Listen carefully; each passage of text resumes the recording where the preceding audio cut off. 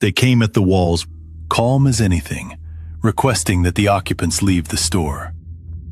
Subject 3008 is an IKEA that does not end, and its staff do not bleed. What survivors called the exchange, and why its walls now bear deliberate holes, is documented later in this file. During the previous night, individuals presenting as retail staff converged upon the settlement designated the exchange, requesting in measured and courteous tones that the occupants vacate the premises, while simultaneously attempting to breach the surrounding walls with their unaided hands. Field accounts indicate that a substantial number of such entities participated in the incursion, and that assaults of this kind are understood by long-term inhabitants to occur with predictable regularity. The population had prepared accordingly. Improvised armaments were drawn from materials available within the surrounding structure, including implements requisitioned from the restaurant facilities, blades removed from groundskeeping equipment and refitted into handheld cutting tools, and a single axe intended for emergency use. At least one inhabitant is reported to have constructed a functional projectile weapon from scavenged components. The defensive walls of the exchange were observed to contain pre-existing apertures, unnoticed by the reporting party until the moment of engagement. These openings appear to have been fashioned deliberately to permit the occupants to strike outward at attacking entities while remaining behind cover. The reporting party confirms personal participation in the neutralization of multiple assailants through these apertures. The staff analogs do not appear to bleed when injured. Despite this deviation from ordinary human physiology, they are subdued with comparable ease once sufficiently punctured, exhibiting no notable resistance to conventional injury beyond the absence of visible hemorrhage. In the hours following the attack, the surviving occupants were required to remove the neutralized entities from the immediate vicinity of the exchange. Long-standing observation indicates that remains left in proximity to a settlement during the overnight interval will draw further staff analogs toward the location. To mitigate this outcome, the bodies were loaded onto wheeled conveyances of the type ordinarily used within the structure for the transport of large merchandise. The remains were then relocated to a separate area of the environment identified by the inhabitants as pickup. It is noted that locations within the anomaly are commonly designated by whichever overhead signage happens to be visible above them. Recovered materials associated with the subject include an IKEA-branded journal, apparently maintained during the subject's presence within SCP-3008-1. Contents are reproduced here without alteration for the purpose of clinical review. The author of the journal opens with an admission of disorientation, framing the account as a possible descent into personal instability. At the time of writing, the author reports having been trapped within the retail environment for approximately 2 days without encountering another individual. An initial hypothesis of an elaborate prank is described, in which the premises had ostensibly been emptied and rearranged as a maze. This hypothesis is discarded once attempts at retracing prior movement fail. The subject notes that the arrangement of the interior appears to have shifted, producing successive rows of bookcases in place of any exit. The journal records the failure of interior illumination at approximately 2200 hours, preceded by an audible electrical report. The author locates a display bed and sleeps, making use of an integrated light on a personal mobile device. No signal is available on said device. The following day is spent in continued attempts to locate an exit, all unsuccessful. The author reports the discovery of an operating restaurant serving prepared meatballs, described as warm and freshly prepared, despite the absence of visible staff. A return to the bedding display area is made prior to the next scheduled loss of illumination. A subsequent entry, timed shortly after 9 in the morning, notes the restoration of light and the author's intention to proceed in a chosen direction, the immediate vicinity of the entry point having been thoroughly searched. By the third day, the author records a sustained walk of roughly 3 hours in an approximately linear path, terminating at a ladder positioned beside one of the tall stock shelving units, characteristic of the environment. The author ascends to obtain a broader view. The resulting observation is that the interior extends without apparent termination, a continuous field of shelves, tables, and assorted furnishings receding to the horizon. A single distant figure is observed in motion, toward which the author proceeds. The figure, upon approach, is identified by the author as bearing the store's staff uniform and is initially assumed to be an employee. The author notes that the entity's suitability for such a role cannot be discounted, given the environment. The specimen is described as approximately 7 feet in height, with elongated upper limbs, foreshortened lower limbs, and a complete absence of facial features. No eyes, no ears, no mouth are observed. The entity fails to acknowledge the author's presence, and, given the absence of standard sensory organs, it cannot be established whether such presence was registered at all. The author considers physical contact as a means of eliciting response, but declines to proceed on the basis of the entity's hand proportions, which are estimated as sufficient to inflict severe crushing injury. The entity continues along its path and passes from view. The author resumes travel in the previous direction. Accommodations for that evening are documented as unsatisfactory. The author reports entry into a section containing hard, sharply angled tables and improvises bedding from folded tablecloths. The author's mobile telephone is noted to have exhausted its battery during the day. The device had been non-functional throughout, yet its cessation is described by the author as the loss of a critical connection. Subsequent entries describe a prolonged visual monotony. For a period given as 2 days, the author observes only successive rows of a single identical bookshelf model. Forward progress is confirmed by overhead signage moving past overhead, though no signage indicating an exit is encountered. The author remarks on the disorientation, comparing it to animated sequences in which repeated doorways yield identical corridors. The author acknowledges the absence of any addressee for these observations and reframes the record as preparatory material for an intended memoir concerning an ordinary visit to an ordinary retail location. Records then indicate first contact with additional human occupants. The author reports having ceased to be the sole trapped individual. On the 6th night, 2 staff entities, distinct in form from the first, approached in darkness. The entities were heard to announce, in polite terms, that the store was closed and that the author was required to leave, while advancing in a manner consistent with predatory attack. The author reports subsequent flight through the interior of the affected retail environment, describing a period of sustained running past further installations of large industrial shelving. Upon clearing one such structure, the author observed an illuminated settlement of considerable scale. The settlement appears to have been assembled by prior occupants from available store inventory, incorporating shelving units, bed frames, tables, and comparable furnishings into a defensive perimeter. Illumination was provided by portable torches and floodlights, presumably scavenged from within the location. The author describes the site in strongly positive emotional terms. The occupants of the settlement appear to have detected the author's approach, whether by visual or auditory means. A gate in the perimeter wall was opened, and 2 individuals were observed signaling the author to enter. Following the author's admission, the gate was closed. Immediately thereafter, impacts consistent with the pursuing entities striking the exterior of the gate were noted.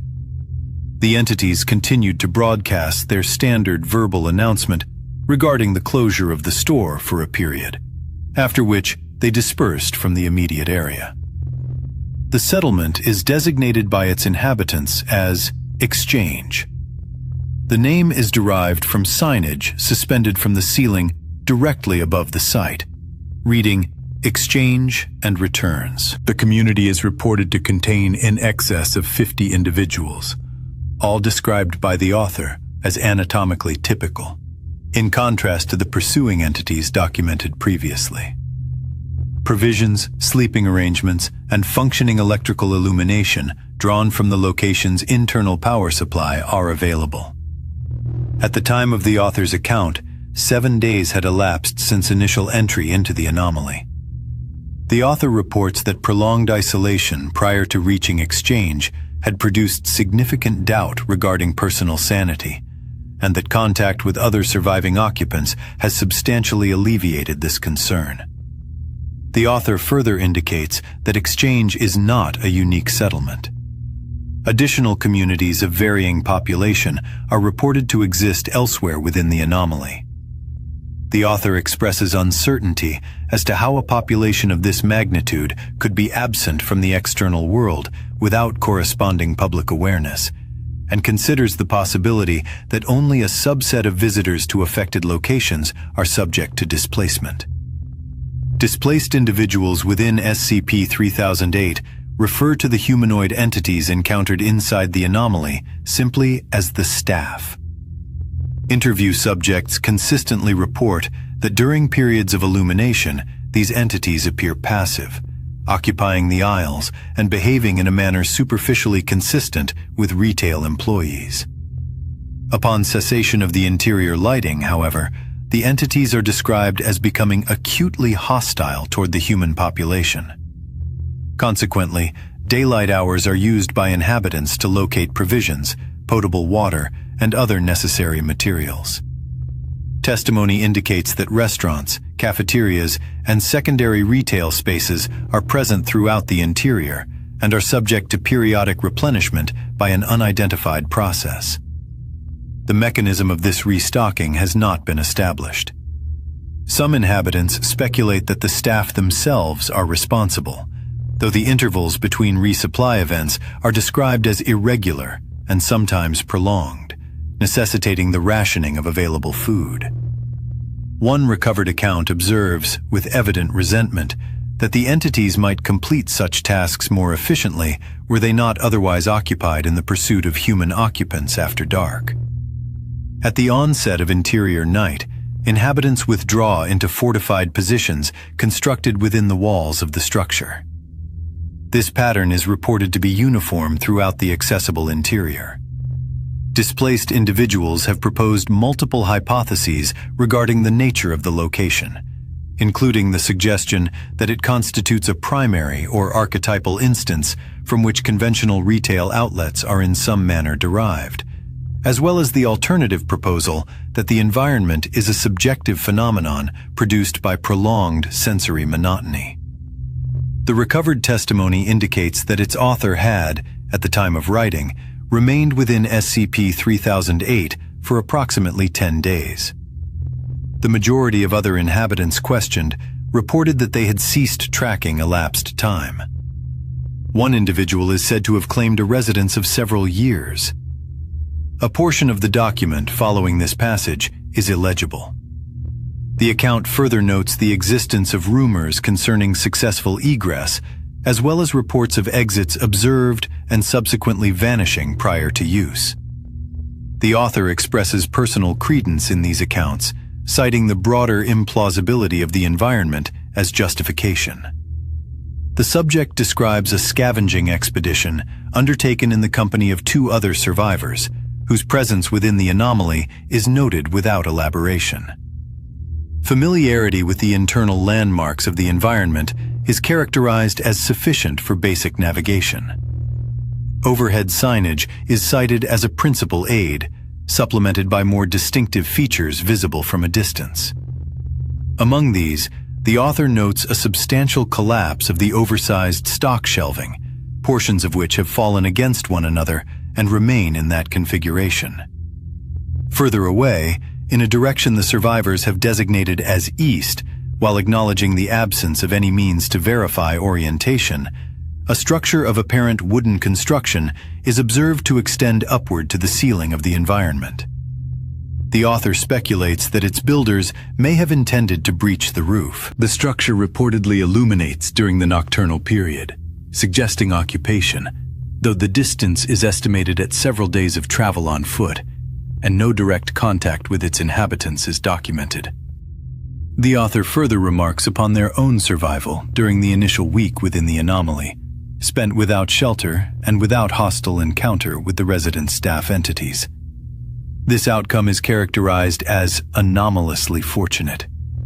During the expedition, foodstuffs were recovered from a shop interior.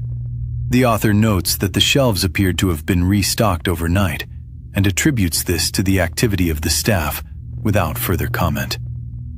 A wall-mounted telephone was tested.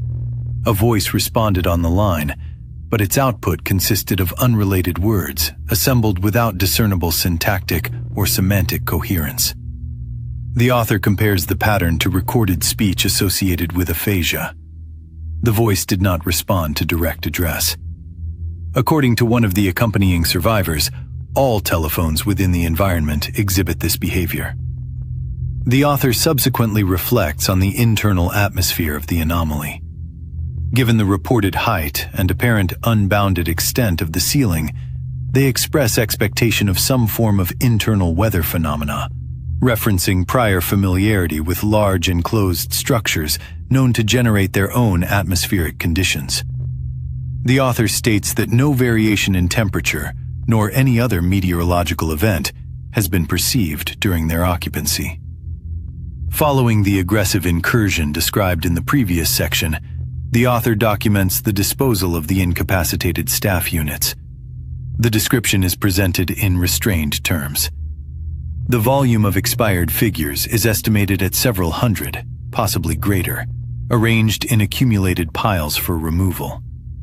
Notably, no odor is reported.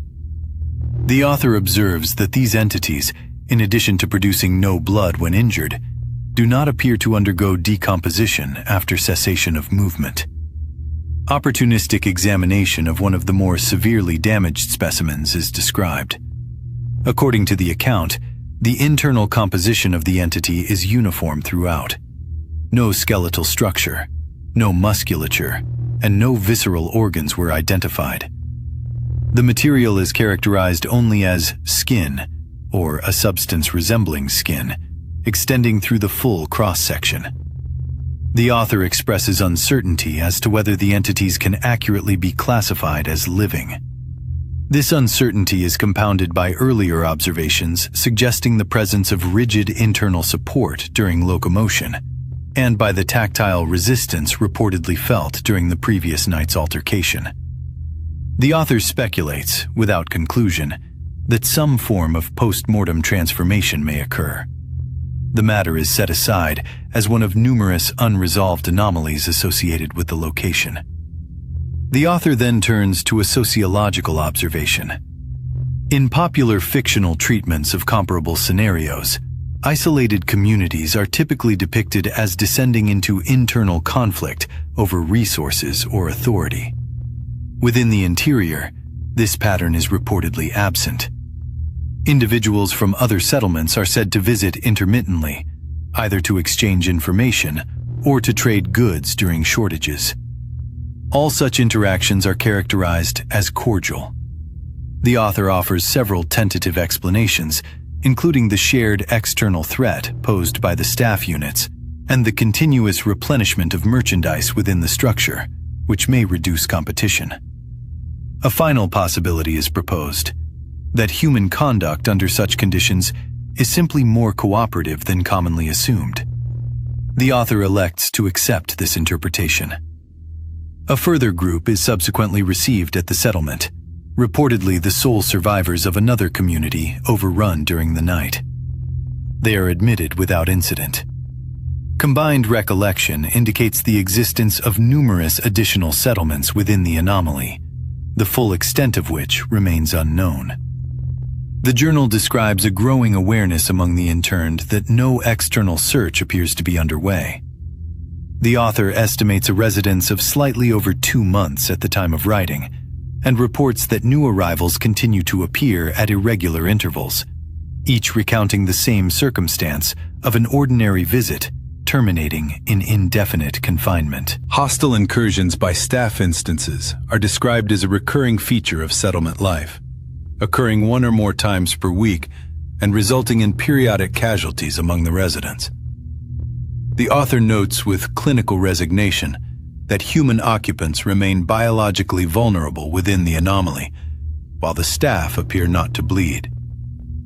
A subsequent entry records the passage of an unmanned aerial vehicle bearing a camera above the settlement.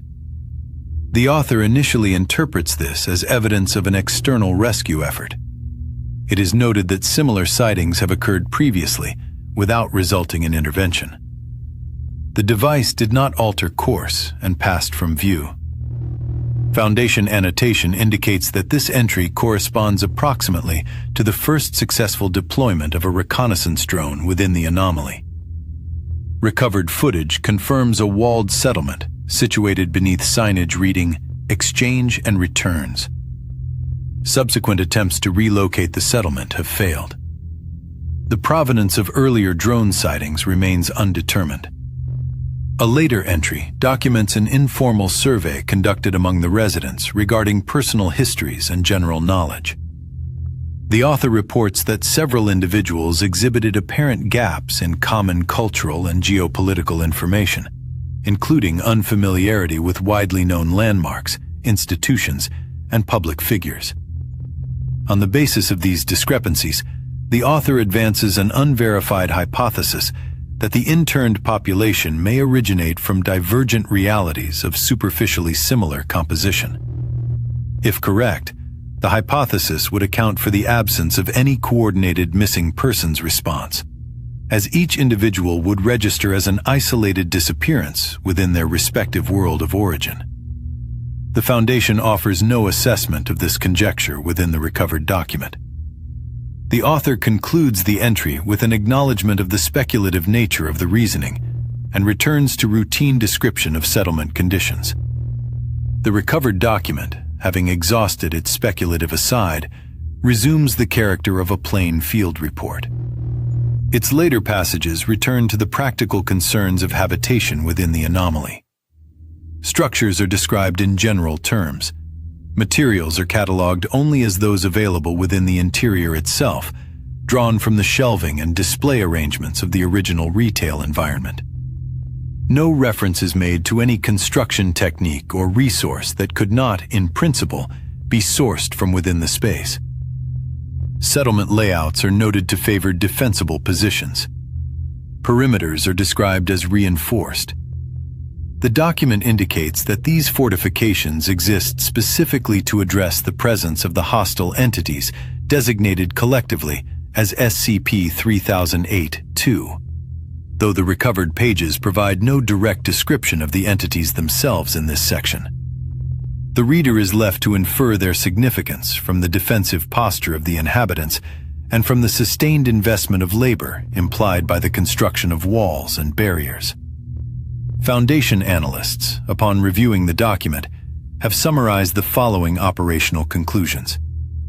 First, the interior of SCP-3008-1 supports a civilian population of unknown size, self-organized to a degree sufficient to produce durable communal structures.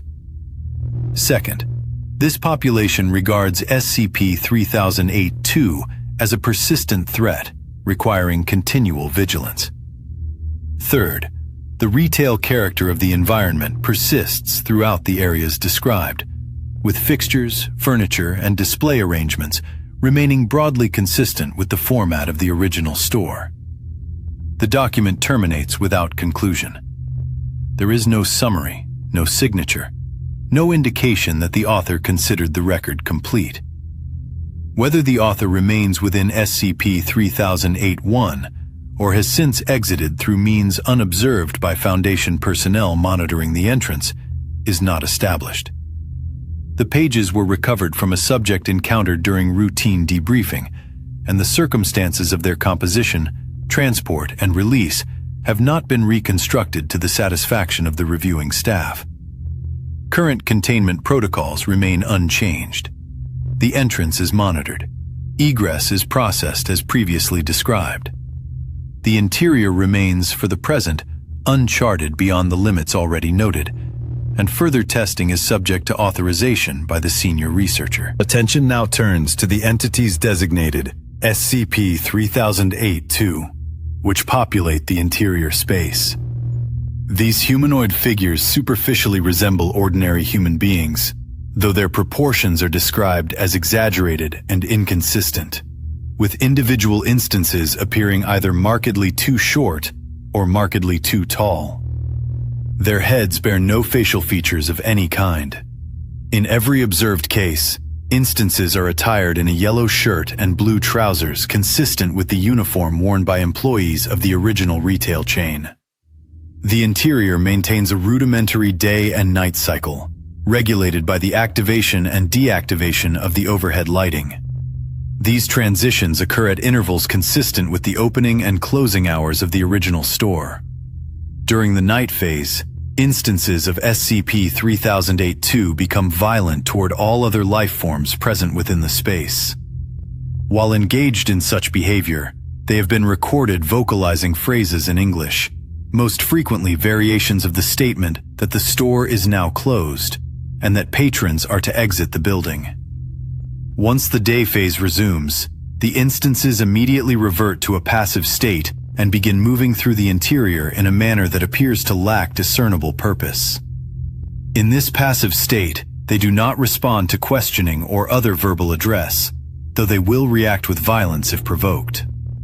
One or more exits are known to exist within the interior, though these do not occupy fixed positions, which substantially complicates any attempt to depart the space once entry has been made. Personnel are reminded that any door other than the main entrance, as well as any breach made through the walls of the retail unit itself, leads only into the ordinary, non-anomalous interior of the original store. Since the initiation of containment, 14 individuals have successfully exited the anomaly. Following extensive debriefing, each has been administered amnestics and released. Incident 3008-1 is recorded as follows. At approximately midnight on a date presently redacted, an adult male exited the anomaly, followed shortly thereafter by an instance of SCP-3008-2. The instance overtook the man before being terminated by armed response personnel. This remains the only occasion on which an instance has been observed exiting the anomaly. A full autopsy was subsequently conducted,